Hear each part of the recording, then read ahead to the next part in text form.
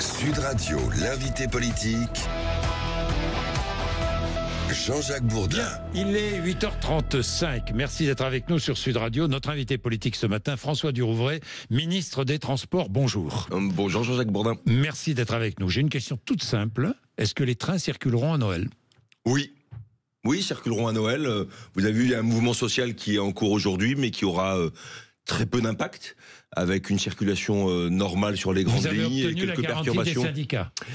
La garantie, enfin d'abord il peut toujours y avoir un mouvement, mais en tout cas par rapport aux revendications qui étaient les leurs, et vous savez il y avait un décembre noir qui était annoncé pour les Français avec l'absence de train et donc une légitime inquiétude pour les Français. C'est un moment où on se retrouve en famille, un moment important évidemment où il y a les grands départs comme l'été, et simplement nous avons discuté avec les syndicats pour leur expliquer la politique qui était la nôtre, notamment sur le fret, mais également pour engager un dialogue social comme il doit y avoir dans chaque entreprise, et un dialogue social qui a abouti à la signature de 2 syndicats sur les 4, et donc une limitation de la grève. Donc pas de grève à Noël, on est bien d'accord. Nous sommes bien d'accord. Bon, écoutez, ça c'est déjà une bonne nouvelle pour les Français. Le fret, oui, le fret SNCF va disparaître, puis renaître sous la forme de 2, si j'ai bien compris, 2 filiales, hein, c'est cela. Oui, alors il va pas disparaître. Enfin concrètement, puis renaître. Non, le fret était sous la menace, effectivement, d'un remboursement d'aide à hauteur de 5 milliards d'euros qui l'aurait tué. Et simplement le fret, que les auditeurs comprennent bien, il s'agit du transport de marchandises par train. C'est évidemment indispensable au pays, c'est indispensable à la décarbonation. Nous avons un grand projet de déploiement du fret, notamment sur les grands axes ferroviaires, depuis Marseille, depuis Le Havre, pour traverser le pays. Mais il fallait effectivement cette mesure avec, moi je me réjouis que la SNCF et les 5000 cheminots qui travaillent sur le fret aient de nouvelles perspectives de développement. Bien, vous parliez des grèves, il y a quand même une journée de grève aujourd'hui, 2 syndicats, CGT Sudrail, avec quelques perturbations, des perturbations même importantes parfois pour certains usagers en Ile-de-France, RER D, ligne R, ligne H, et pourtant les cheminots ont obtenu une augmentation de salaire de 2,2% pour 2025, c'est plus que l'inflation. Les cheminots qui ont été augmentés de 17% pour les salaires normaux et de 21% pour les plus bas de salaire en 2 ans. Alors d'abord, ce sont des négociations salariales qui ont lieu au niveau de l'entreprise, et c'est normal. Vous faites les chiffres que vous indiquez sont tout à fait justes. Vous n'en avez pas mentionné, c'est que l'an prochain, en moyenne, les salaires des Français vont augmenter de 2,5%. Oui, tout donc donc on est à peu près au niveau. Vont augmenter dans le privé. Dans le privé, vous ne le savez pas. Vous avez vu l'enquête des Échos ce matin sur les chefs d'entreprise qui vont limiter les augmentations de salaire. Et dans un autre journal ce matin, il a indiqué 2,45% d'augmentation en moyenne. Donc on est dans la moyenne. Et moi, écoutez, la SNCF est une entreprise qui va mieux.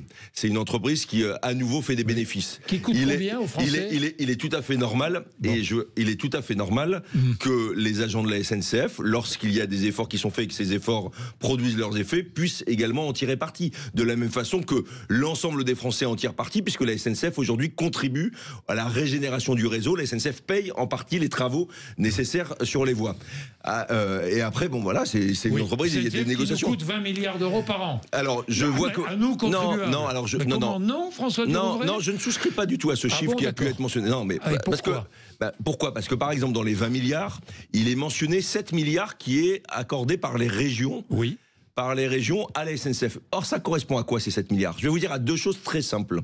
La première, c'est le paiement des péages qui sont dus à chaque fois qu'un train circule sur des voies, il y a un péage qui est payé. C'est une grande différence entre le rail et la route. La route, il n'y a que les autoroutes que vous payez. 10 000 km sur 1 million. Le reste des routes est gratuit. C'est pas vrai pour le rail. La SNCF et les régions payent pour l'usage des routes. Payent avec de l'argent public. Mais bien sûr, avec de l'argent public. Mais c'est la règle du jeu. Mais je veux dire, c'est pas la SNCF qui coûte, c'est simplement l'usage des rails. Et l'autre point, et c'est qui est le plus important, c'est que sur les régions, il y a 6 milliards d'euros qui sont liés au service qui est fait par la SNCF.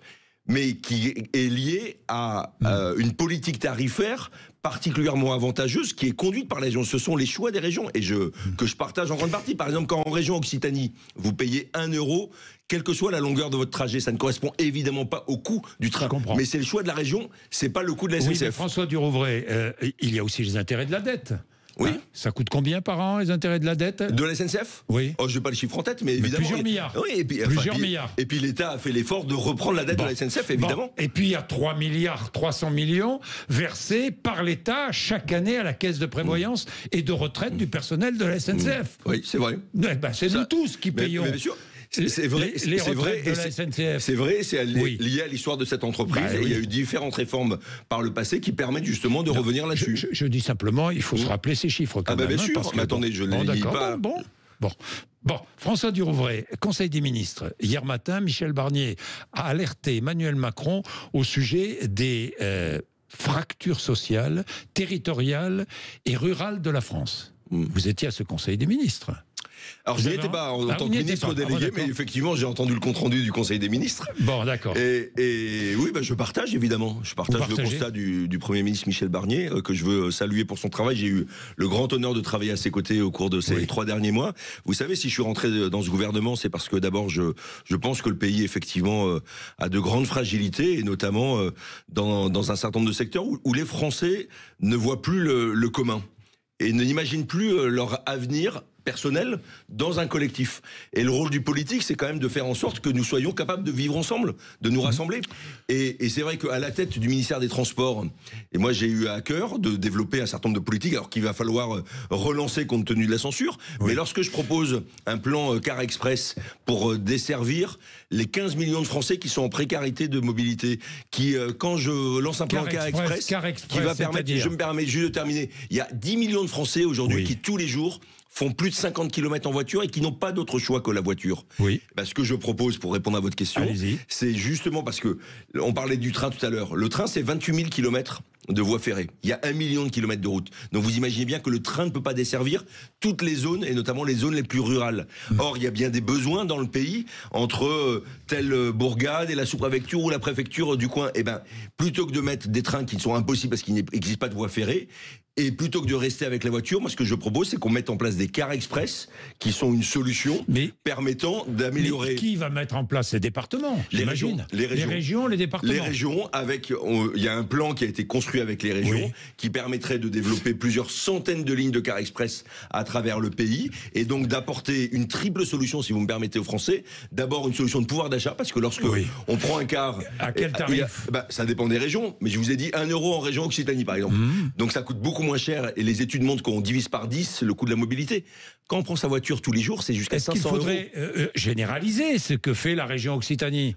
Je dis pas, non, mais en Ile-de-France, c'est 88 euros le pass Navigo pour avoir accès à un service incroyable. Et ce que je dis simplement, c'est que grâce aux politiques tarifaires des régions, prendre les transports publics, ça coûte beaucoup moins cher que prendre sa voiture. Donc ça, c'est un bénéfice. Le deuxième bénéfice, c'est qu'évidemment, ça émet beaucoup moins de gaz à effet de serre. Et le troisième bénéfice, je me permets de le dire, c'est que lorsque vous êtes au volant de votre voiture, vous pouvez certes écouter Sud Radio, ce qui est une bonne chose. Oui, c'est bien. Ce qui est une très bonne chose même. Oui. Mais en revanche, vous ne pouvez pas faire autre chose si vous avez envie de vous reposer, si vous avez envie de travailler, de lire. Dans le bus, on peut écouter Sud Radio sur l'application. Exactement, aussi, exactement. Mais on peut aussi faire d'autres choses. Bon, François Durouvray, à propos des tarifs, et je vais revenir à la politique, à propos des tarifs, ticket à tarif unique en Ile-de-France, j'ai vu. 2,50 €. Métro, train, RER, c'est bien cela, ce sont les chiffres. 2,50 € et 2 € pour les bus et les trams. Oui. C'est cela. Passe Navigo, plus 2,8%, 88 €. Oui. C'est cela. Oui. Bon. C'est ça, et moi je trouve que c'est une politique tarifaire qui est particulièrement attractive en Ile-de-France. C'est le fruit du travail. Alors là, pour le coup, c'est Valérie Pécresse, et j'ai eu le plaisir de travailler avec elle pendant 10 ans, et notamment, vous savez, je suis président par ailleurs d'un département de la périphérie de Paris, l'Essonne, 1 300 000 habitants, où beaucoup de personnes doivent aller travailler à Paris. Et c'est vrai qu'il y avait une injustice entre les habitants qui habitent Paris et ceux qui habitent plus loin, une injustice tarifaire qui est aujourd'hui réparée. Et vous vous rendez compte, 2 € ou 2,50 € pour aller à Paris, là pour le coup, ça vaut le coup d'utiliser les transports en commun. François Durouvray, il y a des entreprises qui remboursent une partie de vois où vous voulez arriver. Mais oui. Sans budget. sans budget, est-ce qu'il y aura remboursement, prise en charge d'une partie de ces remboursements? Alors c'est une des conséquences de la censure, c'est-à-dire qu'il y a toujours le remboursement à hauteur de 50% de l'abonnement, qu'il s'agisse du Pass Navigo en Ile-de-France ou des autres abonnements en province. En revanche, il existait depuis quelque temps la possibilité pour les entreprises de majorer le remboursement, c'est-à-dire de monter à 75%. Or ça se termine le 31 décembre, puisqu'il n'y a pas de projet de loi de finances 2025 adopté. Ça, une des conséquences, ça tombe. C'est une des conséquences de la censure. Et c'est vrai que ceux qui ont voté la censure auraient peut-être dû, avant de la voter, mesurer toutes les conséquences de leurs gestes. Donc un Premier ministre ce soir, je ne veux pas vous demander de nom, parce que vous ne savez pas. Plusieurs noms circulent, on ne va pas s'engager dans un Monopoly ou un loto pour savoir qui sera l'heureux ou l'heureuse élu. Mais pas de 49.3, pas de censure, pas de dissolution. C'est l'idée. Oui, c'est l'idée. Je pense, tout le monde. C'est l'idée. Non, mais attendez. C'est l'idée voulue par le président de la République et discutée avec les partis politiques qui sont venus le voir mardi. Non, mais tout le monde a en tête la séquence qui a suivi la dissolution et la conséquence de cette majorité, de cette Assemblée nationale qui est éclatée entre plusieurs blocs. Oui. Et effectivement, moi, j'ai fait la démarche de rentrer dans un gouvernement alors même que je n'ai jamais appartenu à la majorité présidentielle, mais parce que je pense simplement. Je rappelle que vous êtes un proche de Xavier Bertrand. Voilà, exactement. Et tout simplement parce que je pense que notre pays rencontre des difficultés. Il faut que toutes les bonnes volontés acceptent de servir le pays. Et c'est vrai que à l'époque, malheureusement, le Parti socialiste notamment avait été quelque peu prisonnier de son alliance avec LFI. Et qu'un des enjeux, si on veut stabiliser, si on veut pouvoir gouverner, avoir de la lisibilité, et on voit bien que c'est important pour le pays, pour avancer, il faut qu'un certain nombre d'élus responsables, et c'est le cas évidemment de cette gauche de gouvernement, soient capables d'avoir un pacte dont il faudra déterminer la forme, mais un pacte qui nous assure, qui assure au prochain gouvernement une forme de stabilité qui permettra d'avancer pour les Français. Mais bien sûr, c'est possible. Jusqu'au présidentiel. Stabilité jusqu'au présidentiel. Mais attendez, c'est quand même un enjeu. On ne peut pas avoir le pays. Regardez 2024. Il y a eu un changement de gouvernement au mois de juin. Il y a eu la campagne européenne. Il y a eu la dissolution. Il y a eu 2 mois pour refaire un gouvernement. Il y a eu 2 mois de gouvernement et à nouveau censure. Mais vous n'avez pas le sentiment que les Français veulent renverser la table. Je regardais le sondage hier que nous publions, Sud Radio, qui donne Marine Le Pen très très haute. Est-ce que vous n'avez pas le sentiment que les Français veulent renverser la table, renverser le gouvernement, renverser le président de la République, provoquer une élection présidentielle? Mais j'ai le sentiment que les Français sont en colère, et ils ont de bonnes raisons d'être en colère, et qu'ils sont inquiets. Et moi, je suis encore une fois sur le terrain très régulièrement, j'y vais encore en fin de journée. Nos concitoyens sont inquiets de la situation. Ils voient bien que le pays ne va pas bien, ils voient bien que la dette explose, ils voient bien que c'est de plus en plus difficile de vivre avec les salaires qui n'augmentent pas aussi vite que l'inflation. Donc évidemment, ce sont des sujets de préoccupation de nos concitoyens. Ils attendent des élus des solutions. Et pour avoir des solutions, il n'y a pas de secret. Il faut qu'il y ait un gouvernement qui avance. Et donc c'est l'enjeu de la stabilité et du pacte. Je sais pas, enfin vous l'appelez le pacte. Je ne sais pas quelle forme il prendra, mais en tout cas qu'on ne vive pas sous la menace d'une censure régulière et qu'on puisse avancer avec des personnes de bonne volonté qui sont de sensibilités différentes, mais qui font le choix de servir leur pays et qui acceptent des compromis qui ne veulent pas dire des compromissions. Alors, puisque vous parlez de censure, conséquence, pas de hausse du malus sur le poids du véhicule. Par exemple, oui, bien sûr. Hein? Oui, c'est vrai. Vous le regrettez? Il y a une trajectoire. Oui ou non, non, attendez, parce que je ne vous sens pas très sur ce sujet très engagé. Pas du tout. Moi, pas du tout.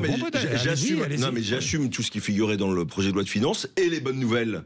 Et les efforts qui étaient demandés aux Français, mais je crois que les Français aussi ont compris qu'on était dans un moment où il fallait que chacun fasse des efforts. S'agissant du malus, il s'agit tout simplement d'une mesure qui vise à accompagner le secteur automobile dans l'effort de transformation et notamment de transition écologique. On doit, pour réduire nos émissions de gaz à effet de serre, électrifier le parc de véhicules et on doit avoir des véhicules qui sont plus légers. On demande aux constructeurs automobiles, et c'est une trajectoire qui a été fixée il y a longtemps, d'atteindre ces objectifs. Et donc, à mesure que les années passent, il y a un malus qui augmente en fonction du poids du véhicule.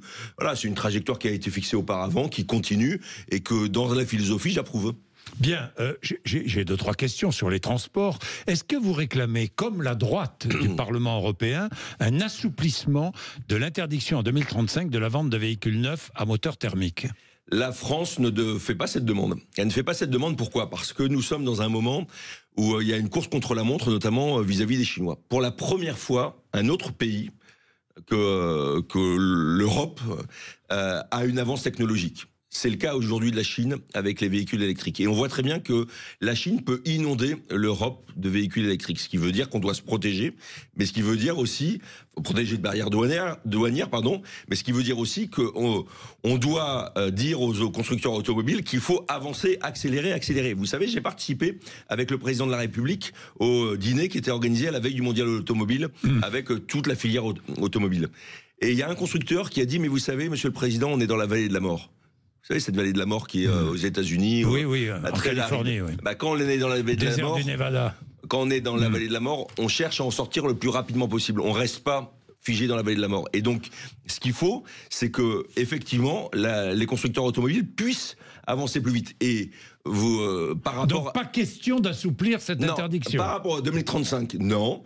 En revanche, il y a une demande qui est faite par le gouvernement, c'est qu'il n'y ait pas d'application d'amende en 2025 parce qu'on voit que les objectifs ne sont pas atteints. Et les objectifs ne sont pas atteints parce que aujourd'hui, la demande est inférieure à l'offre. Et donc, ce qu'il faut, c'est que nous stimulions la demande.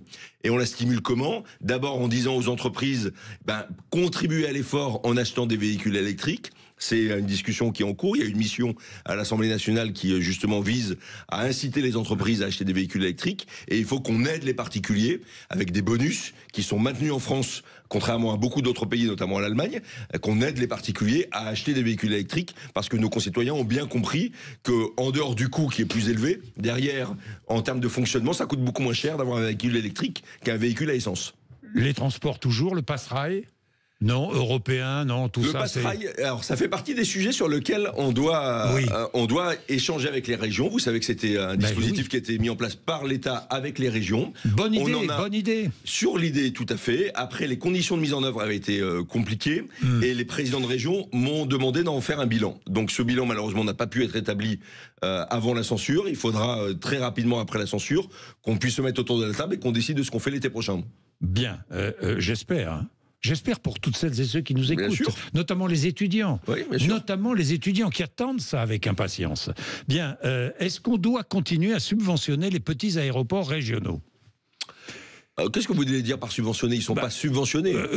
Par les régions quand même ou par les régions. Non, les régions généralement sont propriétaires, délèguent une gestion. Alors il y a parfois des déficits. Oui. Non, je dis ça parce que beaucoup de compagnies. De compagnies aériennes étrangères ne veulent plus venir sur ces petits aéroports. Oui, j'ai entendu notamment Ryanair, mais vous savez quand j'ai entendu sur les médias Ryanair s'exprimer en disant on va quitter la France. Moi j'ai demandé au patron de Ryanair un échange et on a eu un échange franc et aujourd'hui je peux dire que Ryanair ne va pas quitter la France. Il y aura des modifications comme il y en a chaque année, mais évidemment la France est attractive et évidemment les aéroports régionaux sont importants à la fois pour les loisirs mais aussi pour les entreprises dans les différents territoires. Donc quand vous dites subvention, il n'y a pas de subvention. En fait ce qui se passe c'est que souvent les régions accordent des aides sur des lignes qui peuvent être déficitaires. On a la chance d'avoir beaucoup d'aéroports dans notre pays. Moi, je milite pour que, évidemment, l'aviation se décarbone. Et on a la chance en France, grâce à Airbus, grâce à quantité de start-up, d'inventer l'aviation du futur, électrique, à hydrogène. Et donc, vous imaginez, dans 10 ans ou dans 15 ans, si on y arrive, c'est un formidable atout d'avoir des aéroports qui nous permettront d'assurer des liaisons, La Roche-sur-Yon, Colmar, par exemple, qui sont très difficiles par la route ou en train. Et donc, on aura toujours besoin de l'avion. Bien, je vais terminer avec les autoroutes. Oui, beau sujet. Augmentation limitée des péages. Inférieure à l'inflation. Oui, inférieure à l'inflation. Les concessions, vous avez commencé à discuter, j'imagine. Ça va donner quoi? Est-ce que vous demandez des efforts considérables aux concessionnaires d'ici pour renouveler les contrats? Vous demandez à ce que les travaux soient toujours engagés. Combien demandez-vous aux concessionnaires? Alors, attendez, je vais vous répondre très précisément. Oui. D'abord, je vais vous dire que les autoroutes, elles appartiennent aux Français. Et que le rôle du ministre des Transports, c'est de faire en sorte que les Français soient défendus. Bon. Et donc, il y a des contrats aujourd'hui qui se terminent entre 2031 et 2036. Exact. Moi, mon premier boulot, c'est de faire en sorte que les sociétés concessionnaires d'autoroutes fassent ce qu'elles doivent aux Français. Ils seront reconduits ou pas, ces contrats? Attendez, laissez-moi aller jusqu'au bout. Allez. De vous dire d'abord que moi, mon premier boulot, c'est de faire en sorte que les contrats se terminent bien. Et donc, j'avais prévu, la censure l'empêche là pour l'instant, mais j'espère pouvoir en venir, j'avais prévu d'imposer aux sociétés d'autoroutes des travaux nous assurant qu'elles seront remises en bon état aux Français en 2031 ou 2036. C'est plusieurs milliards d'euros de travaux qui doivent être réalisés. C'est tout à fait normal. Il n'y a pas de contentieux avec les sociétés. Mais remise aux Français ou à l'État? Mais elles doivent remettre à l'État. Et ensuite, la question qui va se poser, pour répondre à votre question, c'est de savoir quel sera le futur modèle. Oui. C'est l'enjeu d'une conférence que je souhaite organiser au début de l'année prochaine, puisque tous les compteurs seront mis à zéro. Donc l'État pourrait reprendre la concession? Mais tout est sur la table. On peut très bien imaginer nationaliser les autoroutes, ce qui voudrait dire beaucoup de changements, mais on peut imaginer des concessions comme c'est le cas aujourd'hui. On peut imaginer d'autres dispositifs. Moi, ce qui m'importe demain, c'est qu'on ait des autoroutes qui soient en bon état, dont le contrôle soit correctement assuré par le gouvernement, par les élus qui se succèdent. Oui. Et ce qui m'importe aussi, c'est qu'on ait un système de mobilité qui soit plus performant, parce qu'aujourd'hui, on a d'un côté 10 000 km d'autoroutes qui sont en bon état, et on a 1 million de kilomètres de routes qui souffrent. Et donc, ce qu'il faut, c'est qu'on rehausse notre niveau d'exigence sur l'ensemble des infrastructures, et qu'on soit capable, avec l'argent qui est aujourd'hui dépensé par les Français au travers des péages, qu'on soit capable d'assurer un bon niveau pour l'ensemble de nos infrastructures. J'ai une dernière question sur l'A69. Oui. On attend la décision définitive. C'est entre Toulouse et Castres, pour vos auditeurs. Oui, ils connaissent bien, Toulouse et Castres. Alors, il paraît que le prix du péage va baisser de 33%. Ah, écoutez, ça fait partie des... ça non, mais ça fait partie des sujets que j'ai mis sur la table lorsque j'ai été nommé, parce que j'ai vu ce dossier qui a été décidé avant que je ne sois nommé. Les travaux sont en cours. 300 millions engagés sur 450 millions. Et donc voilà. Et donc ce qui compte, c'est que ce chantier puisse aller à son terme. Il y a un contentieux. Moi, je suis évidemment très respectueux de notre état de droit, et le juge dira ce qu'il estime devoir dire. Simplement, lorsque j'ai vu ce dossier, j'ai échangé avec les élus locaux, et on a considéré que le péage était trop élevé et qu'il fallait donc travailler sur cette question pour que l'autoroute soit accessible. Toulouse-Castres. 17 euros, c'était prévu. Baisse de 33%. Mais ça est sur la table, ça fait partie des discussions. C'est ce que j'ai voulu indiquer au juge pour qu'il ait tous les éléments en tête avant de juger. Merci François Durouvray d'être venu nous voir ce matin sur l'antenne de Sud Radio. Il est 8h57, Patrick Roger, juste après les informations de 9h.